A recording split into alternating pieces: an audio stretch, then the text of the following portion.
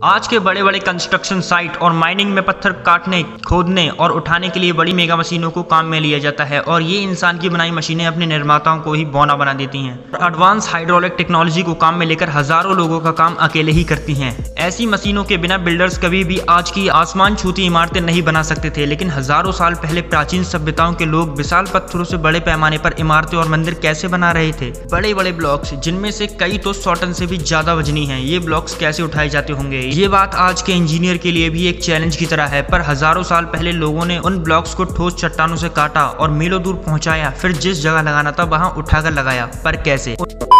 उन्होंने इन बड़े बड़े ब्लॉक्स को हथौड़ी, छेनी या तांबे के तार से काटा होगा, जैसे कि मेन स्ट्रीम आर्कियोलॉजिस्ट का कहना है। क्या वो उन्हें बिना पुलिंग सिस्टम या बिना पहियों से उठाकर ले जा सकते थे, या फिर प्राचीन सभ्यताओं के पास ऐसी कोई एडवांस टेक्नोलॉजी थी जो अब साइंस के पास से खो गई है। गीजा में सिर्फ पिरामिड ही नहीं है, वहाँ कई सारे पिरामिड से जुड़े मंदिर भी हैं, जिन्हें वैज्ञानिक घाटी मंदिर कहते हैं। अगर आप इन्हें देखोगे तो आपको एडवांस इंजीनियरिंग के कुछ नमूने दिखाई देंगे। भले ही आप कोई साइंटिस्ट नहीं हो, फिर भी आपको पता चल जाएगा वहाँ कुछ तो ऐसा है जो नॉर्मल नहीं है। ये मंदिर वैसे तो पिरामिड की तुलना में काफी छोटे हैं, ये लगभग 100 टन के ब्लॉक से बने हुए हैं, कुछ तो 200 टन के ब्लॉक से भी बने हुए हैं। आप 100 टन के वेट का अंदाजा ऐसे लगाइए, 100 टन वजन उतना ही होता है जितना कि 100 कारों को एक दूसरे से चिपका दिया जाए।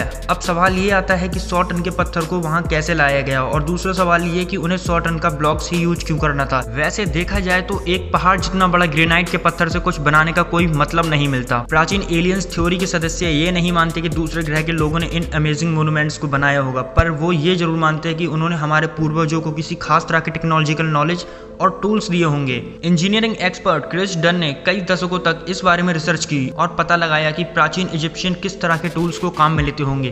क्रिस डन ने जिस बात का पता लगाया वो रेवोल्यूशनरी साबित हुई। अगर अकेले ग्रेट पिरामिड की बात की जाए तो इस अकेले पिरामिड में 25 लाख ब्लॉक लगे हुए हैं। वैज्ञानिकों की माने तो प्राचीन इजिप्ट के लोगों के पास जरूर अच्छे साधन रहे होंगे उन्हें सही साइज में काटकर सही जगह पर लगाने के लिए। उस साइड पर जरूर कोई रहता होगा जो कहता होगा मुझे इस साइज के ही ब्लॉक्स चाहिए, फिर उस साइज के ब्लॉक्स को काटा जाता होगा, फिर लगाया जाता होगा। गीजा के नॉर्थ में खोज करते हुए क्रिस डन को अबू रबास में एक सुराग मिला। जब उन्होंने एक ग्रेनाइट ब्लॉक्स में एक गहरा कटाव देखा, वो कट सिर्फ एक ही तरीके से किया जा सकता था। ऐसी कोई आरी जिसका डायमीटर कम से कम 35 फीट हो, और डन को एक ऐसा पत्थर मिला जिस पर किसी मशीन का निशान था। लेकिन सोचने वाली बात यह है कि उस टाइम पर मशीनें नहीं थी और ऐसे निशान हर जगह मिल रहे थे। ये अमून के बटक साइड में जहां वो बेंच के साथ जुड़ा है वहां एक अंडरकट है, और ध्यान से देखने पर पता लगता है कि ये औजार के फिसलने का निशान है। डन का ये भी मानना है कि गीजा में जमीन में बने बड़े बड़े गड्ढे सिर्फ नाम के ही गड्ढे नहीं है, ये असल में 35 फीट की आरी रखने के लिए थे। एक और मिस्ट्री है कि इन पत्थरों को इतने ऊपर कैसे ले जाया गया होगा। दुनिया में 3 सबसे बड़े ह्यूमन मेड ब्लॉक्स लेबनान के बोरबैक में टेंपल ऑफ जुपिटर में मिलते हैं। यहाँ हर एक ब्लॉक का वजन 1000 टन या 9 लाख किलो से ज्यादा है, और पास की खदानों में तो इससे भी बड़ा एक पत्थर है जिसे stone of the pregnant women के नाम से भी जाना जाता है। इस विशाल रेक्टेंगुलर ब्लॉक का वजन करीब 11 लाख किलोग्राम है। अगर आज हमें इसे कोई दूसरी जगह पर रखना पड़े तो हमें 21 हैवी लिफ्ट क्रेन की जरूरत पड़ेगी। अगर हम कंस्ट्रक्शन इंडस्ट्री की बात करें तो अगर कहीं कोई प्रोजेक्ट चल रहा है, खासतौर पर पहाड़ वाले इलाके में, तो इस जगह पर इन हैवी क्रेन को कैसे लेकर जाया जाएगा। ये क्रेन बाकी सब चीजों से इतनी भारी होती है कि उन्हें उस हाइट पर ले जाना पॉसिबल ही नहीं है। आपको एक एग्जांपल से समझाता हूँ। ये पत्थर पाम स्प्रिंग में एक प्रोजेक्ट से निकला है, जहाँ ये लोग जितनी बड़ी एक्सकेवेटर ला सकते थे लाए हैं, और इन लोगों को इस पत्थर को ट्रक में लोड करने में बहुत परेशानी हुई। और ये पत्थर 5 टन से ज्यादा का है, करीब 5000 किलो का। जिन लोगों ने पिरामिड बनाए होंगे उनके पास पहिए नहीं थे, चरखी नहीं थी, लोहा भी नहीं था, मतलब कुछ भी नहीं था। उनके पास सिर्फ इंसानी ताकत थी और रस्सियां थी। लेकिन ये बात उन सबूतों से मेल नहीं खाती जो हमें मिले हैं। लेकिन अगर प्राचीन सभ्यताओं के पास एडवांस मशीनरी नहीं थी